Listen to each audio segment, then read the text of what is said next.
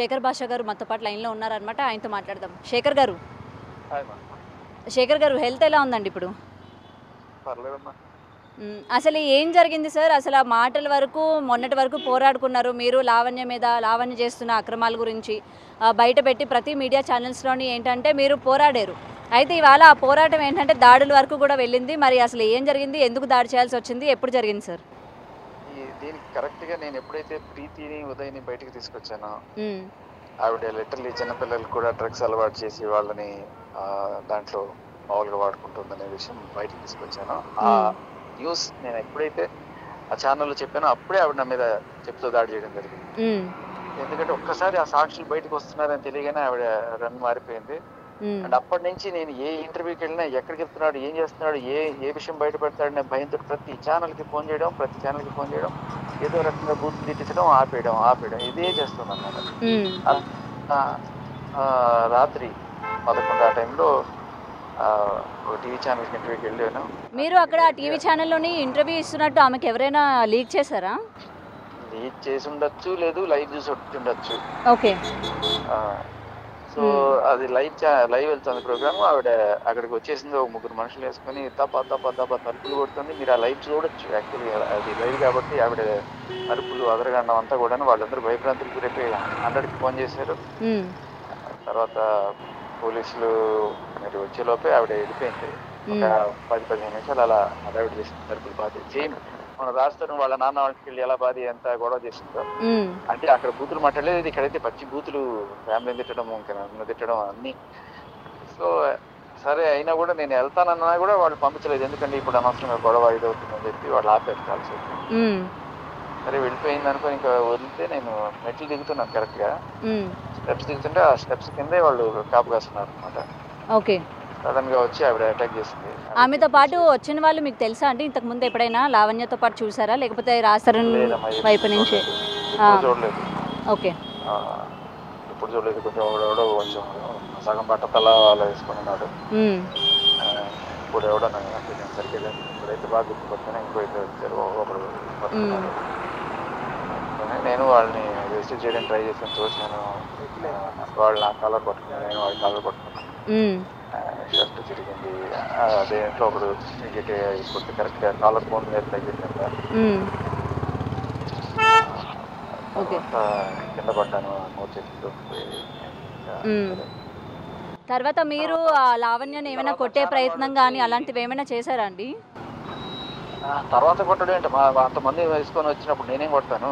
ఆవిడే కొట్టి ఆవిడే కేసులు పెట్టి.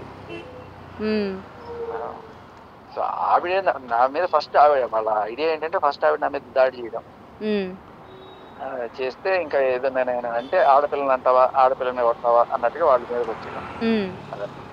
ఓకే. అది ప్లాన్ బేసికల్లీ. ఓకే. తర్వాత మిమ్మల్ని కొట్టడం జరిగింది అనమాట. అదే మామూలుగా చేత్తోనేనా లేకపోతే ఏమైనా?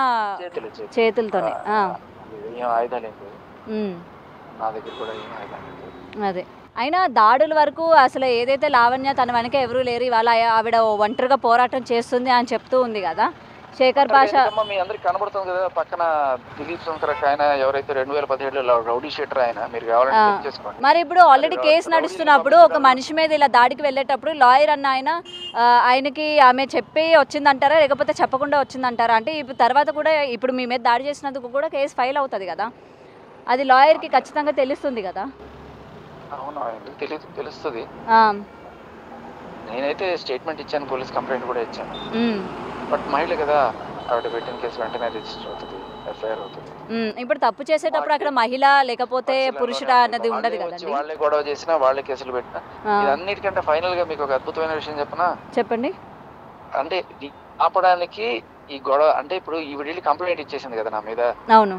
తర్వాత ఒక రాయబారం వచ్చింది అనమాట. ఎందుకండి ఆ పెద్దవాళ్ళ పేర్లు కూడా చెప్పడం ఇష్టం లేదు. ఆ రాయబారం ఏంటి, ఆవిడ కేసు ఉపసంహరించుకుంటుందంట, ఇక నుంచి నేను మీడియాలో మాట్లాడకూడదంట ఆవిడ గురించి. మీ మీద పెట్టిన ఇది ఆవిడే వచ్చి దాడి చేస్తే ఆ మీద పెట్టిన కేసులు ఏవైతే సెక్షన్లు ఉన్నాయో అవన్నీ కూడా ఆవిడ ఉపసంహరించుకుంటుందంట. అది ఆవిడ డైరెక్ట్ గా చెప్పిందా లేకపోతే వేరే వాళ్ళ ద్వారా మీకు చెప్పాల్సి వచ్చిందా?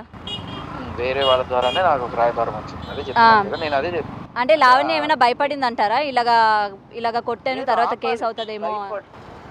అది కాదు కదా, అయ్యో పాయింట్ అది కాదు, మీకు అర్థం కాల. మ్మ్. పెట్టిన కేసు నాకు జరిగింది, నేను రాశాను. అది ఎఫ్ఐఆర్ కూడా అయిందో లేదో కూడా నాకు తెలియదు. మ్మ్. ఇంకా నేను హాస్పిటల్లో నన్ను బయట తర్వాత డిశ్చార్జ్ అయిన తర్వాత వెళ్ళి జూబ్లీ పోలీస్ స్టేషన్ లో వెళ్ళి అడగాను అదే సరే ఏమైంది మ్మ్. పెట్టింది. బట్ ఆవిడ లేడీ కాబట్టి వెంటనే కేసు పెడితే ఎఫ్ఐఆర్ అయిపోతుంది, సాక్ష్యాలు కూడా పెద్ద ఏం అడగరు, అన్నీ మ్మ్. అయిపోతాయి.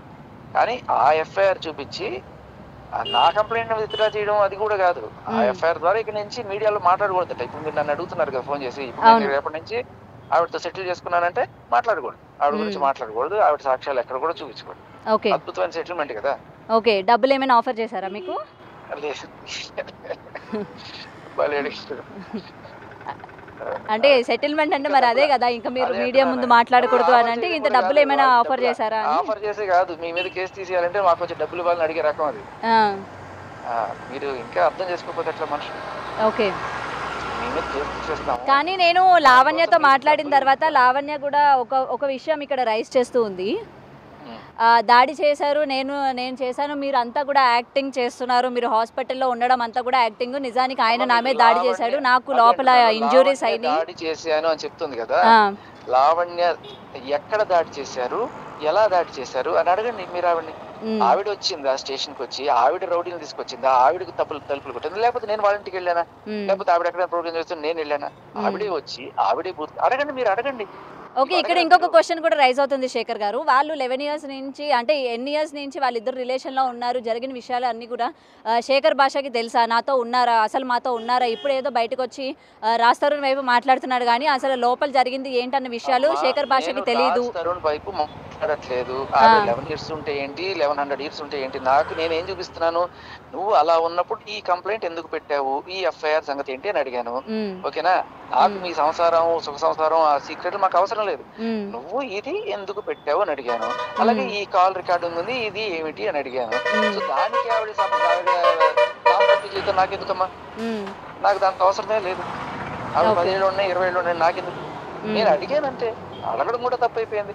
అండ్ అలాగే ఆవిడ ఒక్కతే మహిళ కాదు కదా, ఉమ్, ఈ ప్రీతి కూడా మహిళే కదా. మీరు లావణ్య గురించే మాట్లాడుతున్నారు, మరి ప్రీతి గురించి మీరు ఆలోచించరా?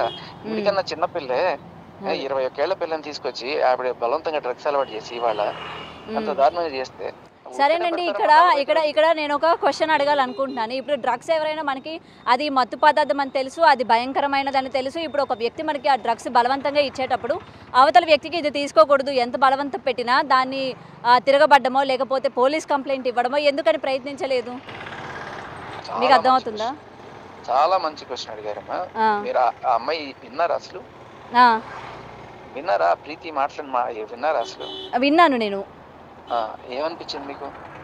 కాదు అంటే నాకు వినిన తర్వాత ఇప్పుడు ఎవరైనా సరే మనల్ని ఎంత బలవంత పెడతారండి, ఎంత బలవంత పెట్టినా మన ప్రమేయం లేనిది, మన అనుమతి లేనిది మనం అంటే పెట్టేయలేరు కదా, నోట్లో తీసుకొచ్చి పెట్టేసి లేకపోతే నువ్వు తినాలి, నువ్వు చేయాలి అని. ఎందుకు పెట్టారమ్మా? ఇప్పుడు నిద్రపోతున్నప్పుడు కూడా నోట్ తెరుచుకుంటే నోట్లో పెట్టేసి తర్వాత లేవగానే అని ఉమ్మేసే లోపల కోక్ పోసేసిందట. విన్నారు కదా మీరు? అదేం పెద్ద వింత కాదు కదా, చాలా ఈజీగా చేయొచ్చు. సరే ఫస్ట్ అయిపోయింది, బట్ రెండోసారి ఎలా చేసావంటే, రెండోసారి ఎలా చేసావు అంటే ఆ అమ్మాయి నువ్వు నా చెల్లెలు అయితే చెయ్యి, నువ్వు నా చెల్లెలు అయితే చెయ్యి, బాగుంటుంది. అది కూడా ఇప్పుడు మీ వయసు ఎంతమ్మా? సరే ఎంతో కొంత మీరు మాటల్లో కాస్త మెచ్యూరిటీ కనబడుతుంది. చిన్న పిల్ల 21 ఏళ్ల వయసులో ఉన్నప్పుడు వాళ్ళ మెచ్యూరిటీ ఎంత, వాళ్ళు అప్పుడప్పుడు చదువుకొని బయటకు వస్తుంటారు, ఏ సమాజంలో ఏంటి ఏమీ తెలియదు. అలాంటి వాళ్ళకి మీరు చాలా ఈజీగా చేసేయచ్చు వాళ్ళని.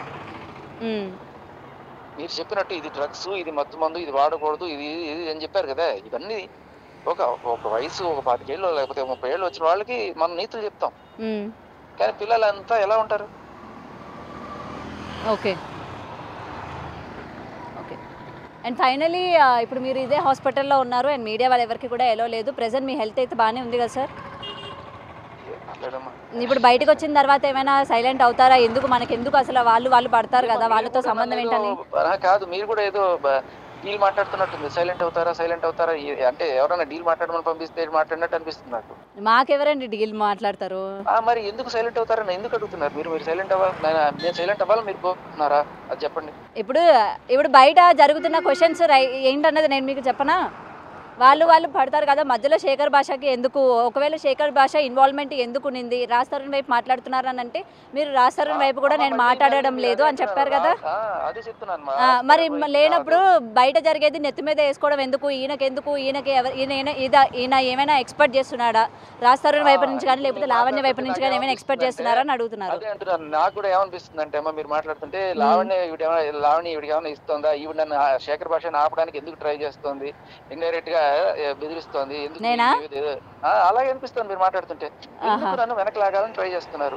నేను వెనక్కి లాగడం లేదండి, నేనెవరండి లాగడానికి. బట్ ఏంటంటే బయట అడుగుతూ ఉన్నారు కదా, క్వశ్చన్స్ రైజ్ అవుతూ ఉంటాయి కదా, అయ్యో శేఖర్ భాష గారికి ఎందుకు ఇవాళ చూడండి దాడుల వరకు తెచ్చుకున్నారని చెప్పి. ఈ మాటలు వింటుంటే నాకు ఇప్పుడు ఇలాంటి మీరు భయపెట్టి నన్ను ఆపడానికి ట్రై చేస్తున్నారు. ఆవిడ ఏమన్నా అనొచ్చు, కానీ మీరు కూడా ఇప్పుడు మీకు ఆ అమ్మాయి ఈ మాటల్లో ఏదైనా నిజం ఉంది, ఆవిడకి ఏదైనా హెల్ప్ చేద్దాం అనిపిస్తే మీరు కూడా నాతో కలిసి పోరాడండి. అంతేగాని మీకెందుకండి అని మీరేనంటే మీరు అంటే లావణ్య సైడ్ ఉంటారా, మహిళల సైడ్ ఉంటారా, లేకపోతే మేము నిజం ఎవరి వైపు ఉంటే వాళ్ళ వైపు ఉంటామండి. అది లావణ్య సైడ్ అయినా సరే, లేకపోతే రాజ్ తరుణ్ వైపు అయినా, లేకపోతే శేఖర్ భాష వైపు అయినా. మీరు ఎందుకు డిస్కరేజ్ చేస్తున్నారు? నాకు ఎందుకంటే అంటే ప్రతి ఒక్కరు ఎవడికి వాడు నాకు ఎందుకంటే అనుకుంటే ఎవడు. ఓకే ఓకే అమ్మా. Okay sir. అయితే ఇదండి ప్రెసెంట్ మనం ఏంటంటే కాంటినెంటల్ హాస్పిటల్ దగ్గరే ఉన్నాము. నిన్న జరిగిన ఒక ఇంటర్వ్యూలో అనమాట ఇటు లావణ్య కానీ లేకపోతే శేఖర్ భాష కూడా ఏంటంటే వాగ్వాదానికి వచ్చారనే తెలుసుకోవచ్చు. ఎందుకంటే ఆల్రెడీ లైవ్ నడుస్తున్నప్పుడు శేఖర్ భాష లైవ్లో ఉన్నప్పుడు లావణ్య ఎవరైతే ఉన్నారో ముఖ్యంగా ముగ్గురు మనుషుల్ని వేసుకొని వెళ్ళి శేఖర్ భాషని కొట్టడం, దాడి చేయడం జరిగిందని అయితే శేఖర్ భాష మాటల్లో విన్నాము. ప్రెసెంట్ ఆయన అయితే హాస్పిటల్లోనే ఉన్నారు. బట్ ఏంటంటే ఎవరిని కూడా లోపలికి ఎల్లో చేయడం లేదు. ఆయన కండిషన్ కూడా బాగానే ఉందని చెప్తున్నారు. అండ్ బయటకు వచ్చా కూడా అసలు ఎందుకంటే దాడి చేయాలి, మొన్నటి వరకు ఏంటంటే మాట్లాడుకునే వరకు పోయేది, అంటే కూర్చొని డిస్కషన్ చేయడం కానీ లేకపోతే లావణ్య చేసిన తప్పులన్నిటికీ కూడా ఈయన ఏంటంటే విత్ ప్రూఫ్స్తోని లైవ్లో నిరూపించడం కావచ్చు, లేకపోతే వెనకన రాజ్ తరుణ్ కూడా ఏంటంటే రీసెంట్గా ఒక ప్రెస్ మీట్లో కూడా శేఖర్ భాష పోరాడుతున్నారు అని చెప్పడం కూడా మనం చూసాము. అయితే ఇదే ఇన్సిడెంట్ శేఖర్ భాష తీసుకొస్తున్న ప్రూఫ్స్ అన్నీ కూడా నిజమేనా, ఇవి నిజం కాబట్టే లావణ్య ఎలా ఎదుర్కోలో తెలియక ఈ విధంగా ఆయన మీద దాడి చేసిందని అయితే కొన్ని మాటలు అయితే వినిపిస్తున్నాయి. మరి దీని వెనక లావణ్య కూడా బయటికి వచ్చి అసలు ఏం జరిగింది ఏంటి, అసలు దాడి చేయాల్సిన అవసరం ఏమొచ్చింది, రీసెంట్గా కూడా లావణ్య కూడా ఏంటంటే ఆవిడ పైన శేఖర్ భాష దాడి చేశారు అని చెప్పి కూడా కంప్లైంట్ ఇవ్వడం జరిగింది. ఆమె ఇన్నర్గా ఇంజూరీస్ అయినాయి అని, అటు చెస్ట్ భాగం కానీ లేకపోతే చేతులు కానీ ప్రతిదీ కూడా ఇంజూరీ అయ్యాయి అని చెప్పి ఆమె ఏంటంటే పోలీసులకి కంప్లైంట్ ఇవ్వడం జరిగిందని చెప్తున్నారు. మరి ఇక్కడ శేఖర్ భాష మాటల్లో కూడా మనం విన్నాం కదా, ఆయనకి లైవ్లో కూడా మనం కాల్ చేసి మాట్లాడాము. సో ఆయన చెప్తుంది ఏంటంటే నేను విత్ ప్రూఫ్స్ అన్ని బయటకు వస్తున్నాను కాబట్టి ఇవన్నీ నిజాలు లేకపోతే ఎందుకని ఇవాళ లావణ్య నా మీద దాడి చేసింది, వీటిల్లో నిజం ఉంది కాబట్టి లావణ్య దీనికి సమాధానాలు లేవు కాబట్టి అండ్ ప్రూఫ్స్ కూడా ఆమె దగ్గర లేవు కాబట్టి నా మీద దాడి చేసింది. సో ఆయన డిశ్చార్జ్ అయిన తర్వాత కూడా బంజారా హిల్స్లోని కంప్లైంట్ పెడతాను, నేను లావణ్య ఇట్లా దాడి చేసింది అని చెప్పి కంప్లైంట్ పెడతాను, నేను ఇంకా ఇది ఎంత దూరమైనా పోతాను, ఎలాగైనా సరే నేను పోరాడతాను, ఇలాగ ఆమె ఎంతమందికి అయితే డ్రగ్స్ అలవాటు చేసిందని చెప్తున్నారో డ్రగ్స్ బాధ్యతలు ఎవరైతే ఉన్నారో డెఫినెట్గా వాళ్ళందరినీ నేను బయటికి తీసుకొస్తాను, వాళ్ళ చేత నిజం ఏంటనేది నిరూపిస్తాను అనేది శేఖర్ భాష చెప్పడం జరుగుతోంది. సో మరి చూడాలి దీని వెనక అసలు ఏం జరిగింది ఏంటి, నిజంగానే లావణ్య డ్రగ్స్ ఇస్తుంది అండ్ ఇంకా ఇందులోని ఎంతమంది ఇన్వాల్వ్ అయి ఉన్నారు అండ్ ఈ డ్రగ్స్ ఎవరెవరికి ఆమె అలవాటు చేసింది, వీళ్ళందరూ కూడా బయటకు వచ్చే ఛాన్సెస్ ఉన్నాయా, వస్తే ఎంతమంది వరకు ఉన్నారు అనేది తెలియాల్సి ఉంది. అండ్ లావణ్య కూడా దీని మీద ఏం స్పందిస్తారు, అసలు ఎందుకని దాడి చేయాల్సి వచ్చింది, ఈ ప్రూఫ్స్ వెనక ఏమైనా నిజాలు ఉన్నాయా, నిజంగానే లావణ్య డ్రగ్స్ అలవాటు చేస్తోందా, నిజంగానే లావణ్య డ్రగ్ ఎడిక్టా అని కూడా తెలియాల్సి ఉంది. కెమెరామెన్ హరీష్తో గౌతమి రిపోర్టింగ్ హైదరాబాద్.